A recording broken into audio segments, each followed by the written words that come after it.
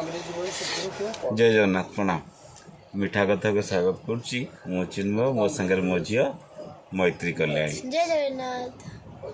आमे राउरकेला आसी आज फेरुचु तपस्वी तो मत झी मोर कहला जे पापा सब झील मैंने कहीं राजकुमारी बोली निजक कहता प्रिंसेस आ पुओ मैंने राजकुमार कहता बड़ छोटिया कथा किंतु बड़ गुरुत्वपूर्ण रहस्यता भर एक्चुअली कथा सी ताकू नहीं कही किंतु गर्व अनुभव बापा करवा कथा कहीं ना आमर राजगादी ना आम कौटा राजा नु किंतु तथापि आम पुओ निजक राजकुमार कहूँ झील निजक राजकुमारी कहूँ अर्थात पुओ झील मैंने बिना राजतंत्र रे बिना राजगादी रे निज बापा को राजा बोली अभिहित कर नौचंती ताले गर्व की करबा कथा बाबा